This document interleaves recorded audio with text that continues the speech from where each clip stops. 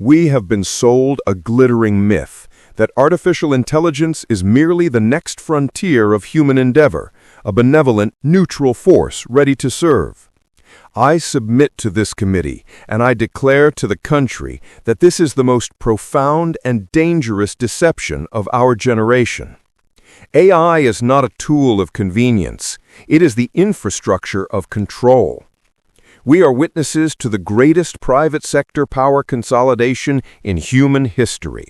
Three titans, Musk, Zuckerberg, and Bezos, have marshaled a collective war chest that has seen them pour well over $1.5 trillion into a technological arms race.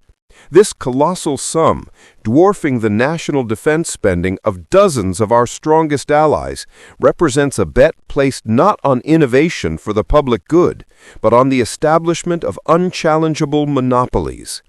Their capital investment does not merely aim to influence the market, it aims to be the market.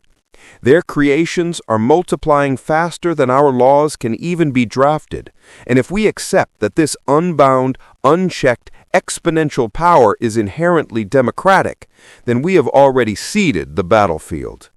Let us begin with the futurist, the provocateur, Elon Musk.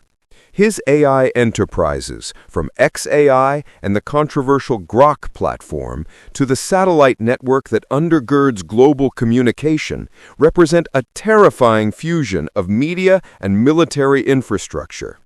When one individual possesses the power to curate the world's public square, to command orbital assets critical to national defense, and to mold the very models that write our narratives, the concept of a free market dissolves into a single point of failure national security crisis.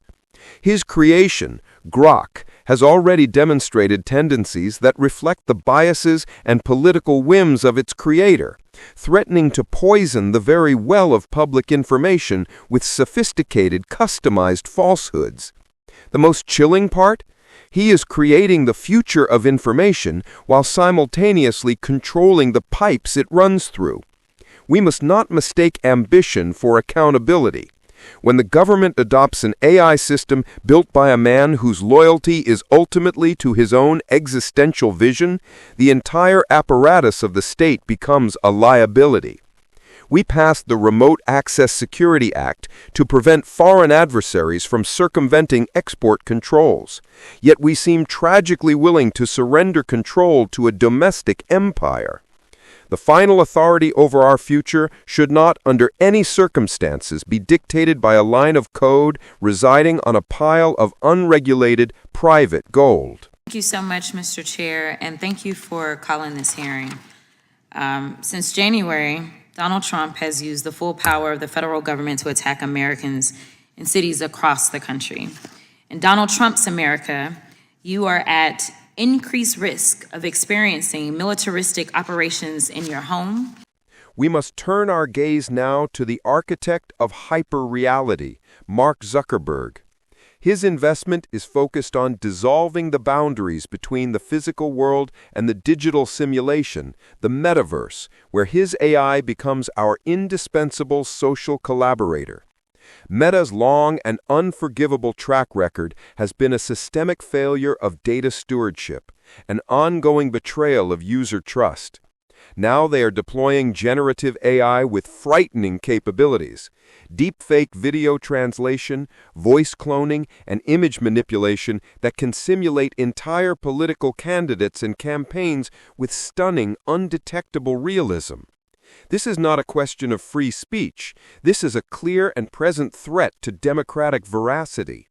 They release models like Llama as open source, cloaked in the noble pretense of accessibility.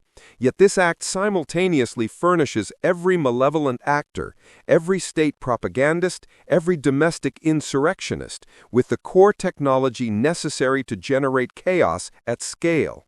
When the architects of the most emotionally exploitative platforms on Earth invest bottomless capital into the most powerful simulation technology ever conceived, their ultimate objective is the monetization of manipulation.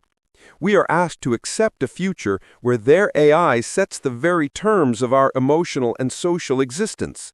It is an imbalance that is structurally unsound and morally unforgivable.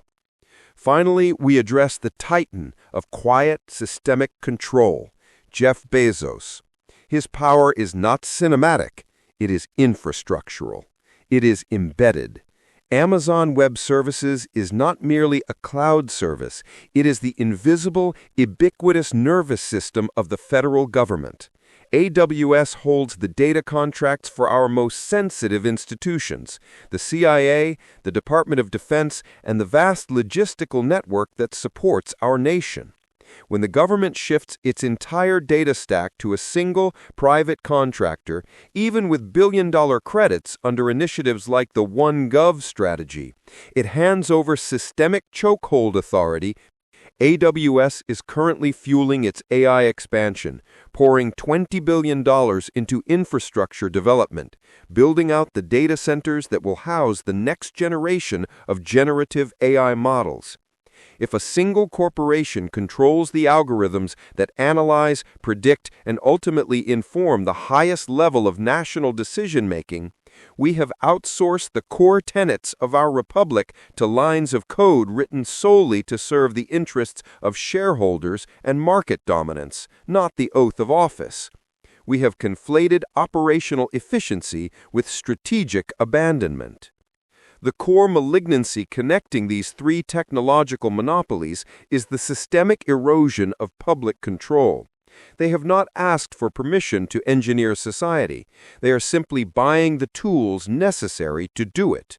The promise of artificial intelligence is transcendent, a world free of certain afflictions, a world of unparalleled scientific discovery. But we cannot reach that zenith of potential by kneeling to a digital oligarchy. We must with immediate resolve establish a legislative firewall between these vast private empires and the integrity of the public trust. We need more than just regulation. We need mandates for algorithmic transparency, rigorous liability frameworks that hold the corporation, not just the code, accountable, and a public right to audit these systems. This is no longer an academic debate about innovation.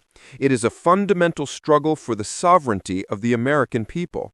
We cannot allow the future of our democracy to be written in the code owned by three men. This is not the end of the world. It is the end of the world as we have known it. And the failure to act now constitutes a systemic betrayal of the American Republic. Constitution. And we say that we take that oath seriously, but when it comes into actually doing something that looks like preserving that oath or looks like preserving the Constitution, we get a little wobbly, and I'm not really understanding what's going on. Freedom of press doesn't look like kicking out the Washington Post, or actually the Huffington Post has been kicked out. We know that the Associated Press has been kicked out, and now the Washington Post is not going to allow for op-eds in any way